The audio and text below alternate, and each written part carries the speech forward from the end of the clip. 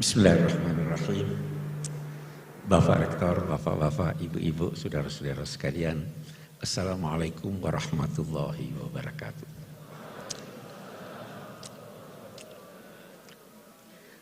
Berbahagia saya dapat bertemu, dapat berbincang, dapat belajar dengan Bapak-Bapak dan Ibu-Ibu sekalian. Saya tidak ingin mulai sebelum berkomentar tentang ayat yang dipilih tadi. Tadi dibacakan wa ma Muhammadun illa rasul qad khalat min qablihi rusul afa in mata aw qutila qalabtum ala aqabikum wa may yanqalib ala aqibaihi fala yadhurrullaha syai'a. Ayat ini pelajaran buat kita. Ayat ini turun setelah perang Uhud. Sebahagian sahabat Nabi meninggalkan medan perang. Bahkan diduga ada yang goncang imannya sehingga meninggalkan Islam. Turun ayat ini. Ada satu penafsiran yang saya anggap baik sekali dari seorang pemikir Aljazair, Malik bin Nabi. Beliau berkata, ayat ini pelajaran buat kita semua. Bahwa jangan menilai baik buruknya sesuatu dengan mengaitkannya pada sosok yang mengucapkannya. Sahabat-sahabat yang meninggalkan medan perang dan yang boleh jadi meninggalkan Islam itu karena mereka terkagum-kagum pada Nabi pada saat hidupnya. Dan begitu tersebar bahwa beliau wafat, beliau meninggalkan. Ini karena mereka mengaitkan kebenaran dengan sosok manusia. Jangan pernah menilai baik buruknya sesuatu karena ada materi. Jangan pernah mengaitkan baik buruknya sesuatu karena ini diucapkan oleh profesor ini, itu dan sebagainya. Nilailah baik buruknya sesuatu itu dari idenya, bukan dari orangnya. Walaupun itu diucapkan oleh Nabi Muhammad Sallallahu Alaihi Wasallam, selama ucapan itu bersumber dari pribadi beliau, bukan dari Allah Subhanahu Wa Taala. Karena itu sebagian sahabat Nabi, kalau Nabi berucap, itu bertanya, ahada ra'yun am huwa wahyun. Apa ini pendapat pribadimu atau ini wahyu? Kalau wahyu sami'na wa ata'na. Tapi kalau pribadi Nabi, boleh jadi beliau keliru. Nah, ini saya kira pilihan yang baik untuk mengingatkan kita. Dan untuk menjadikan kita ketika menilai atau membaca tafsir-tafsir dari siapapun, termasuk orang-orang yang kita kagumi, jadikanlah kebenaran baik atau buruknya sesuatu itu berdasarkan ide yang disampaikan. Itu yang pertama. Nah, tafsir karya ulama Indonesia cukup banyak. Tetapi tidak banyak yang komplit 30 juz. Itu satu. Dan tidak banyak juga yang dalam bahasa Melayu atau bahasa Indonesia. Turjumanul Mustafid karya Abdul Rauf Singkel, Allah yarhamu. Itu dinilai sebagai kitab tafsir berbahasa Melayu pertama yang komplit. Walaupun perbedaan pendapat ada. Itu dinilai, ada yang menilainya terjemahan dari tafsir Al-Baydawi. Snokor-Holonyo berpendapat begitu. Tetapi tafsir Al-Baydawi panjang ini tidak pendek. Sehingga ada yang menilai bahwa itu adalah terjemahan dari tafsir Al-Jalalain. Betapapun saya tidak ingin masuk kepada ini terjemahan atau bukan, tetapi yang jelas bahwa beliau perintis penafsiran Al-Quran dalam bahasa Indonesia. Kita ingin ini kembali. Rintisan ini perlu sekarang kalau kita mau cari. Siapa yang bisa merintis, menulis tafsir Al-Quran dalam bahasa Inggris? Yang pertama lakukan itu Muhammad Asad, orang Austria yang asalnya Yahudi. Tetapi itu Yahudi yang baik, bukan Zionis. Saya bermimpi ketika kita mengenang Syekh Abdul Rauf Singkel yang tafsirnya itu berpengaruh selama 3 abad. Beliau wafat tahun 1690-an. Saya bermimpi ada tafsir yang bisa memperkenalkan Indonesia bahwa ini dalam bahasa Inggris.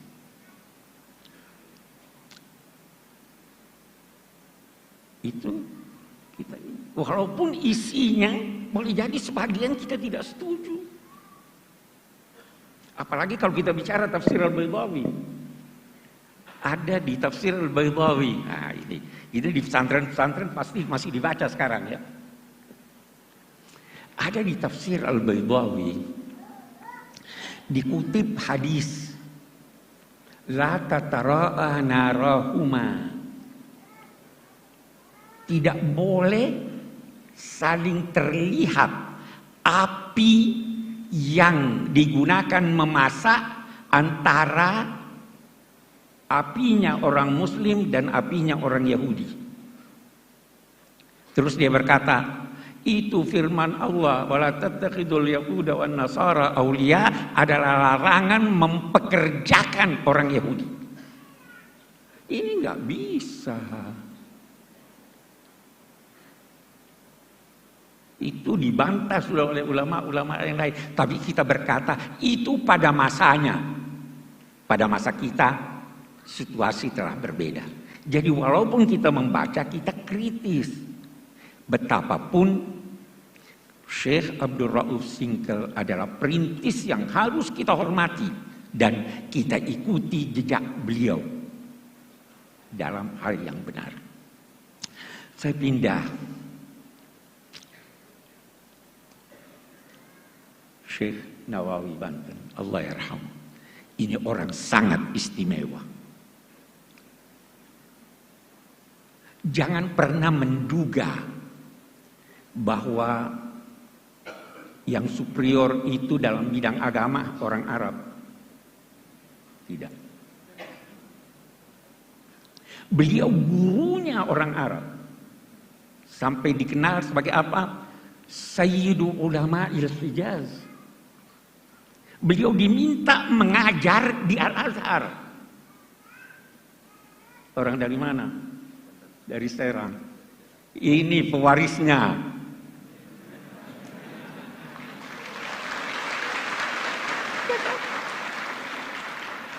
Terus sebabnya saya selalu bilang, ini perlu didorong.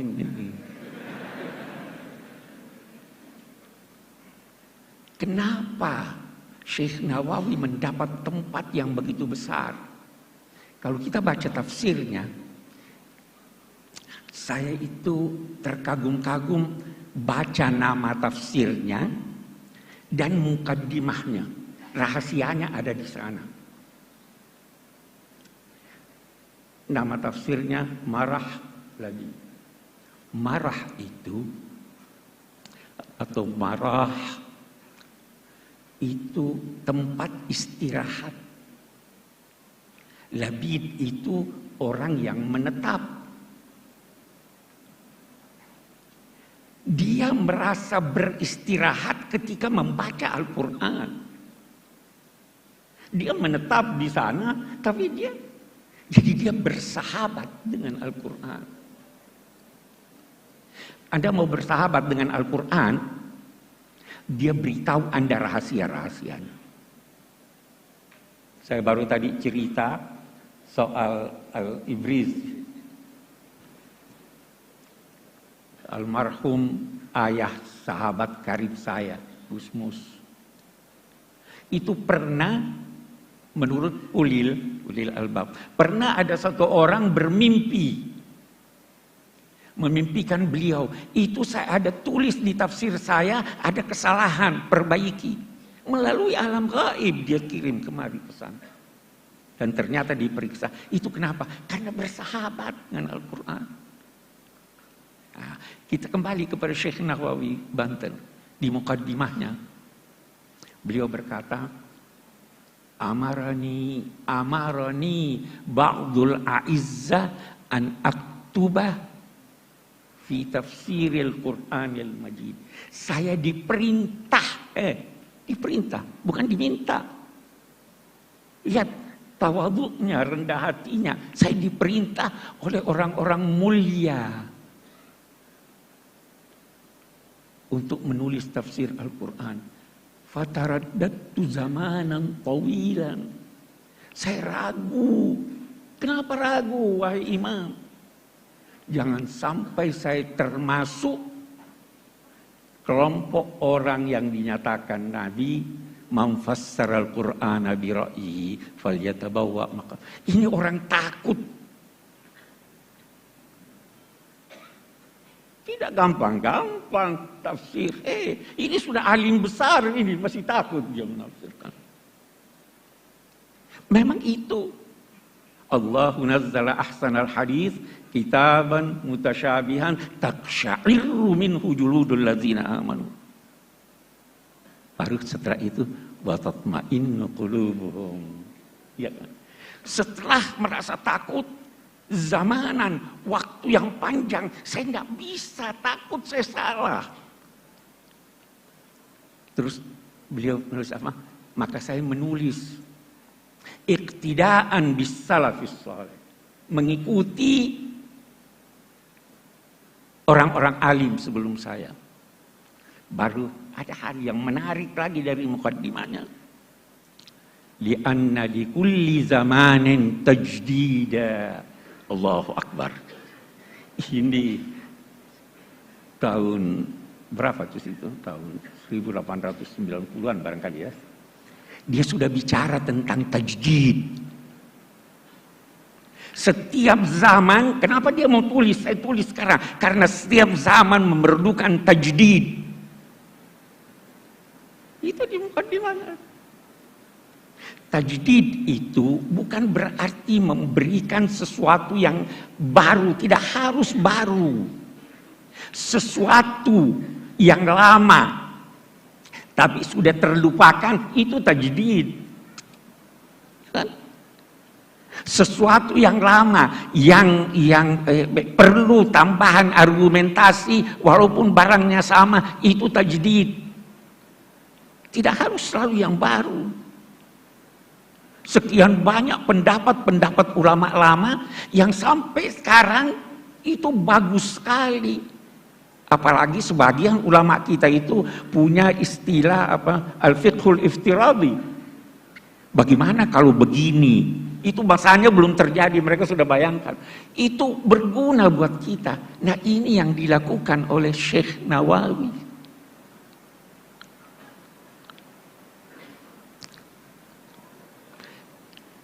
Sekali lagi,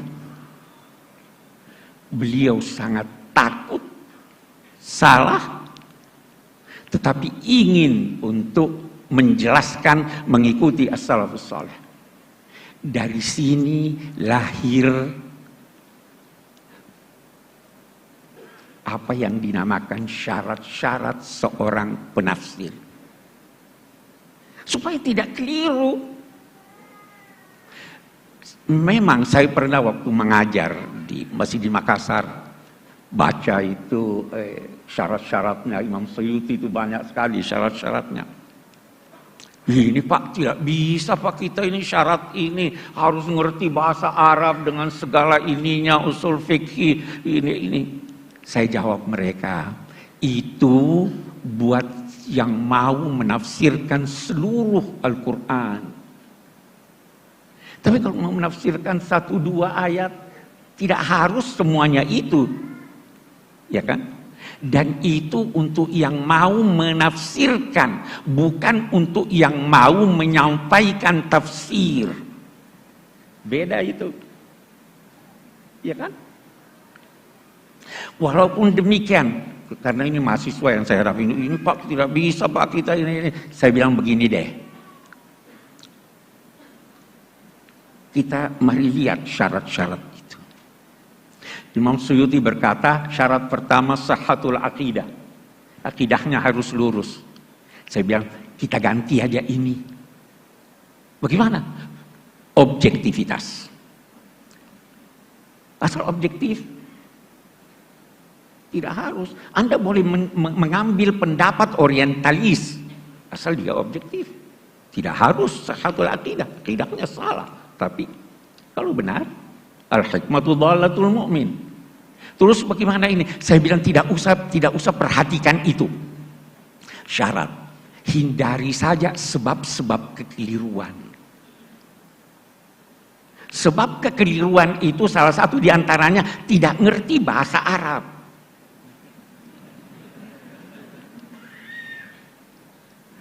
Atau menerjemahkan kata dalam bahasa Arab dari kamus-kamus modern.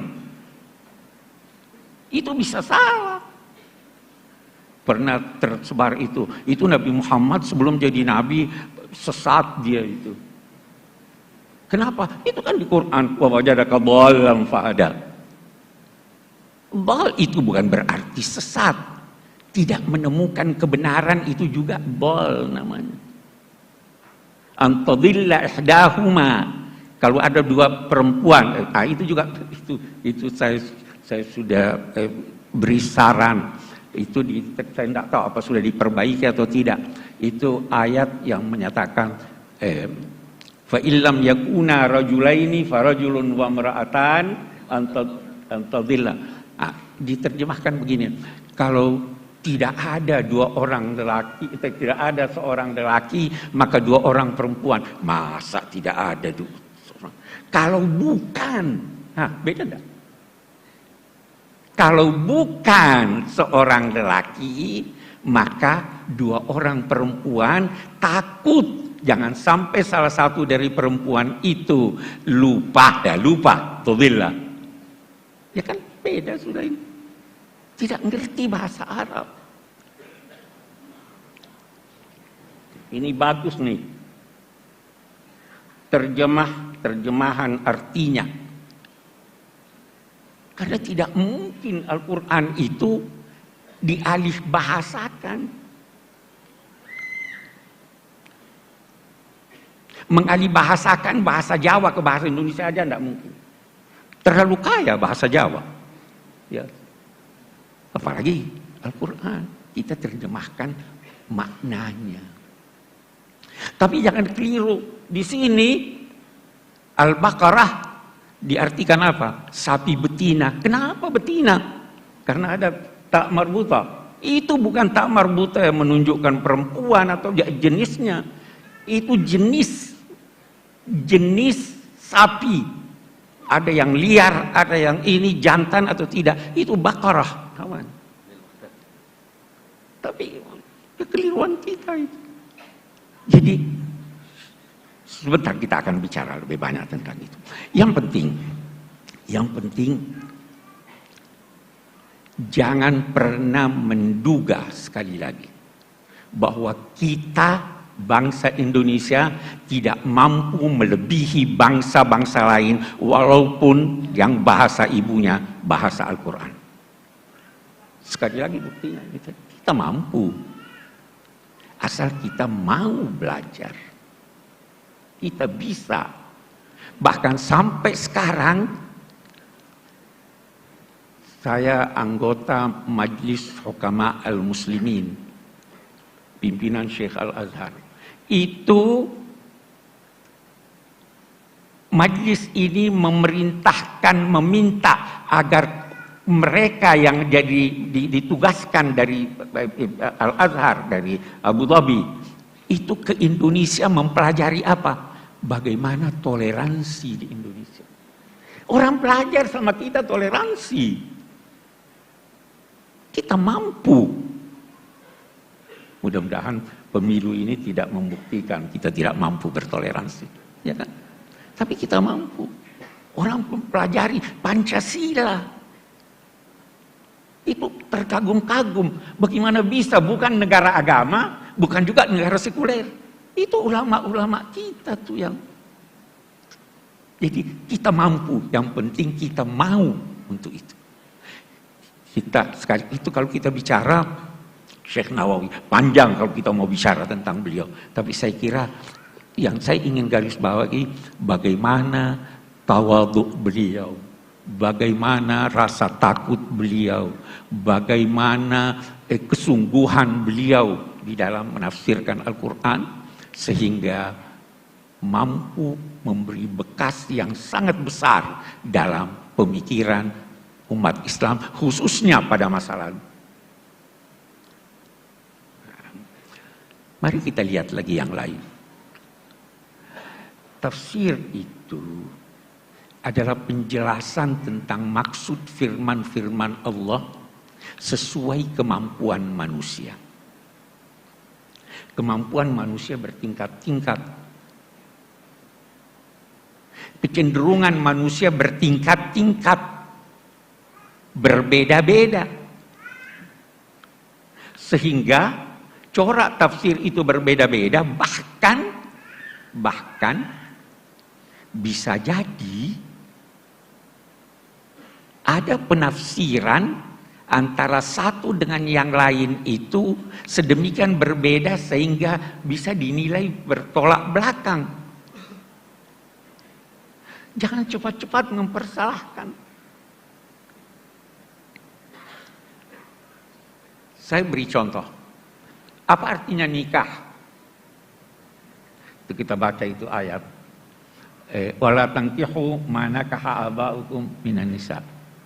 Nikah itu akad atau hubungan seks. Kalau saya berkata nikah itu akad, maka seorang ayah yang berhubungan seks dengan seorang wanita, lalu wanita itu hendak dikawini oleh anaknya, boleh atau tidak? Boleh, karena dia tidak menikah. Tapi kalau kita berkata bahwa nikah itu adalah hubungan seks, berlawanan kalau nikah. Kalau dia sudah menikah walaupun belum berhubungan seks, sudah tidak boleh. Jadi kita harus mentoleransi ini, silahkan. Banyak sekali hal-hal semacam itu.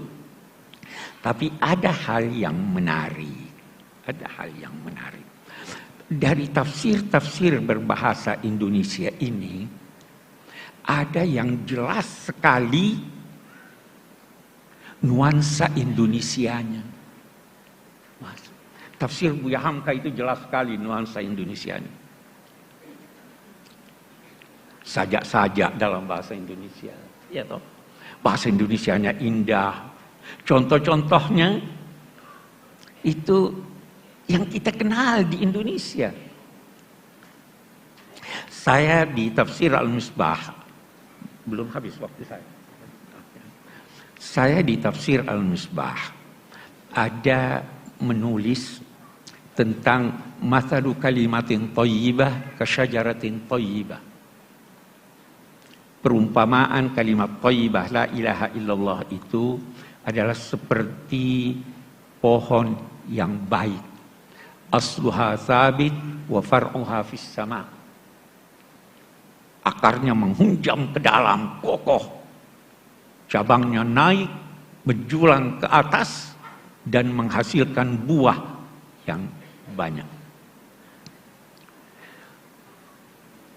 Banyak ulama, termasuk saya yang mengutip ini, mengatakan itu pohon korma. Tapi pernah lihat pohon korma? Tidak semua kita pernah lihat pohon korma. Bagaimana kalau kita tafsirkan, terjemahkan itu dengan pohon kelapa? Bisa saja. Itu sangat Indonesiawi itu. Iya kan? Itu corak tafsir. Kita ingin problema-problema kita carikan solusinya di dalam Al-Quran.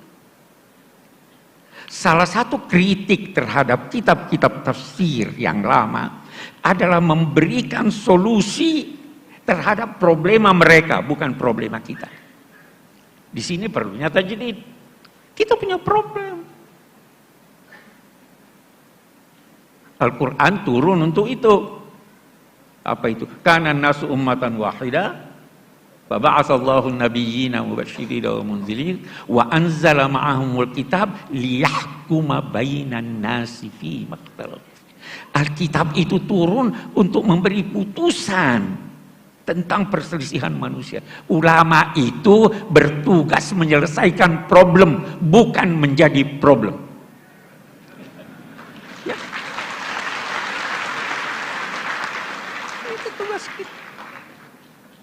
Ini yang kembali lagi saya kepada Imam An-Nawawi tadi. Ini tajdid. Tajdid sudah didengungkan jauh sebelum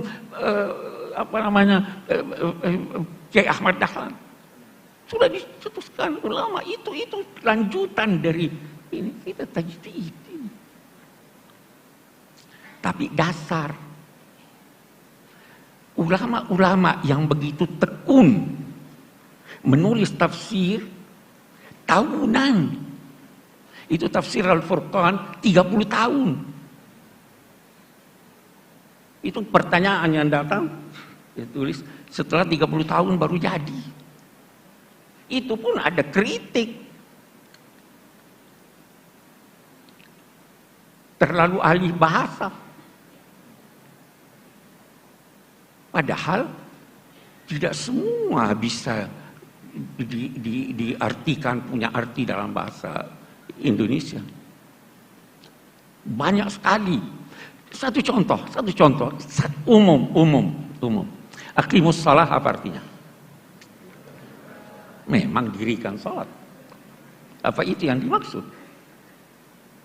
Qama itu, satu dulu hal. Qama itu berarti berdiri, itu sikap sempurna. Anda mau hormat orang sambil baring nggak sempurna, sambil duduk nggak sempurna. Qama.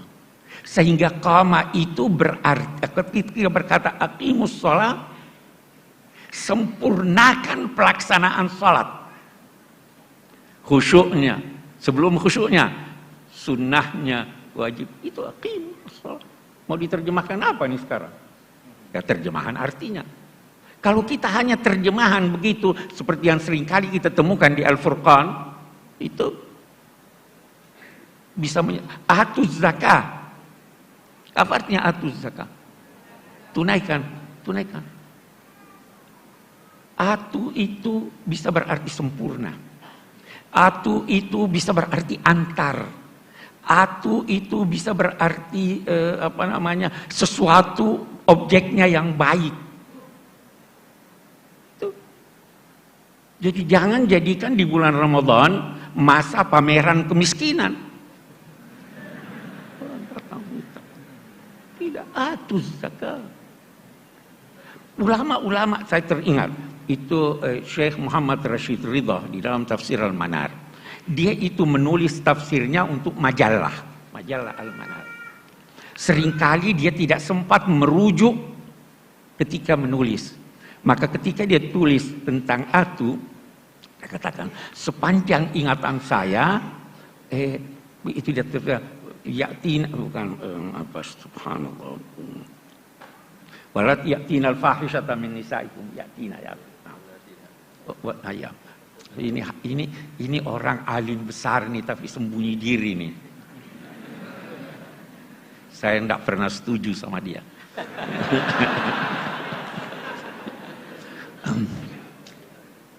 Dia katakan atu itu untuk sesuatu yang buruk. Yaktina sesuatu yang buruk. Yaktina al-fahisha. Rashid Ridha kita hormat. Tapi karena tidak hati-hati, dia salah. Apa buktinya salah? Kenapa ada yaktina min kulli fajjin amir? Haji, baik. Syekh Sya'rawi, ini ulama besar Mesir, Allah yarham. Anda tahu, dalam usia 82 tahun, baru dia tahu persis apa arti atia.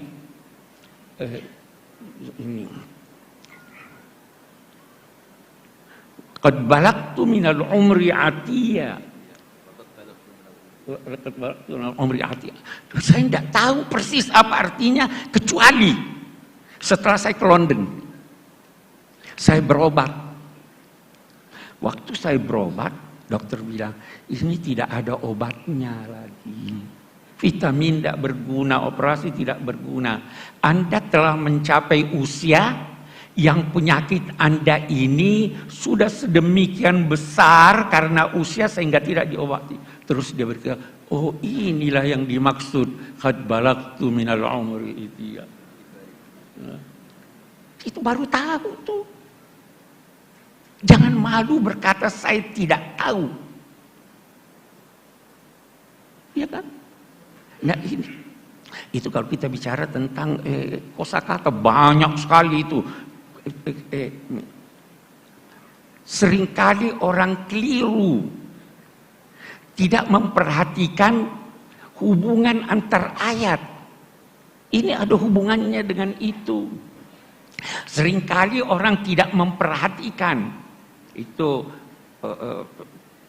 Syekh Rashid Ridha, kita bicara Rashid Ridha. Itu indah sekali. Dia itu paling suka kritik ulama. Itu Syekh. Imam Suyuti dinamainya Hatibul Lail.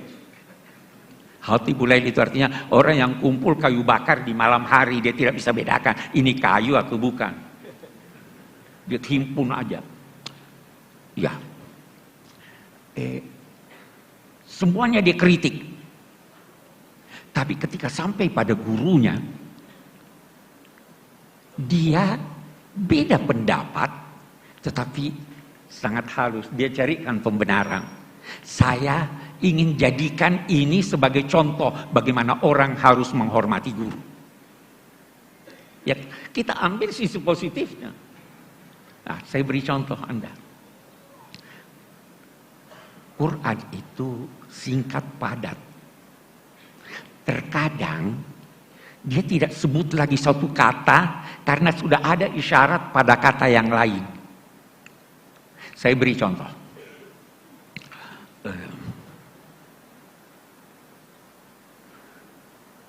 Ja'alakumul laila litaskunu fihi wan nahara mubsira. Allah menciptakan buat kamu malam supaya kamu dapat tenang, tidur tenang. Dan menciptakan siang terang benderang. Ini ada kata yang tidak disebut. Allah menciptakan buat kamu gelap, malam itu gelap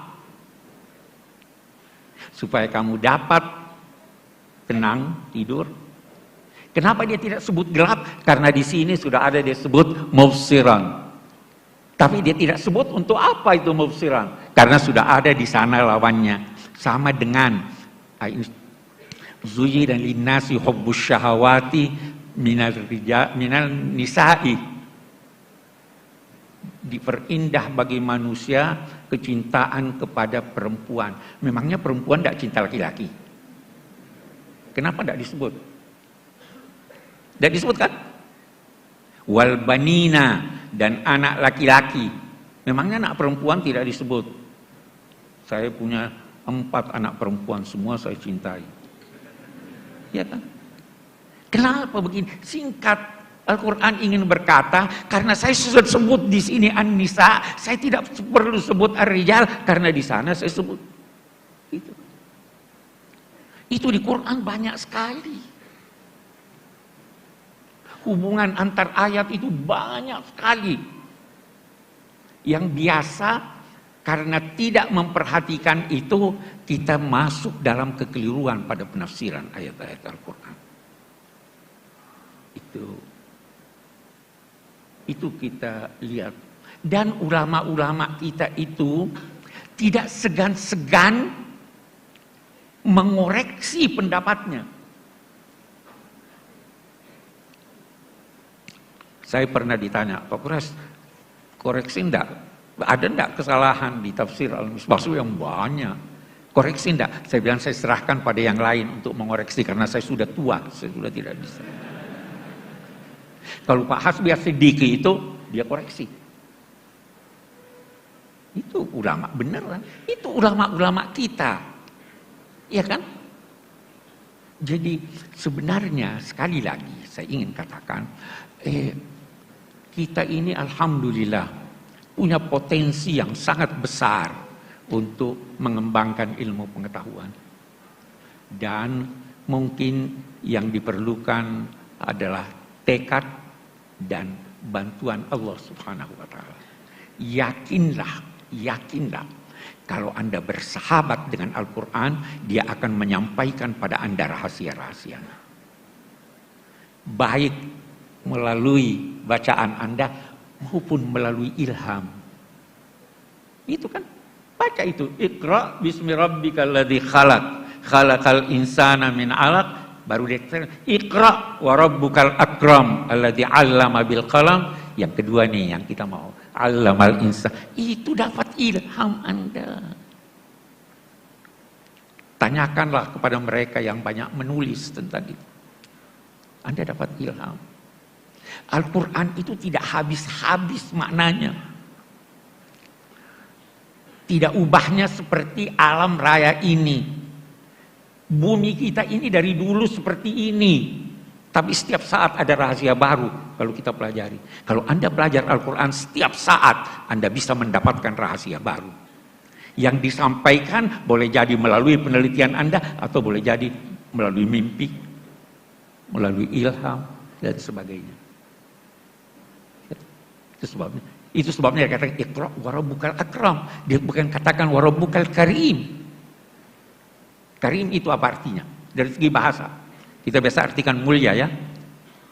Bukan dong mulia. Salah satu yang dikembangkan oleh ulama-ulama dewasa ini adalah tidak memahami kosakata Al-Quran kecuali dengan merujuk pada Al-Quran. Al-Quran menggunakan kata karim. Rizqun karim, rezeki yang karim. Zaujun karim, pasangan yang karim. Zillun karim, banyak. Apa artinya karim ini? Kalau saya berkata mulia, apa sih mulia itu? Karim itu sesuatu yang terbaik menurut objeknya. Kalau saya berkata rizqun karim, kalau rezeki itu, rezekinya itu, rezeki lagi bisa macam-macam ini rezeki. Kita ambillah duit.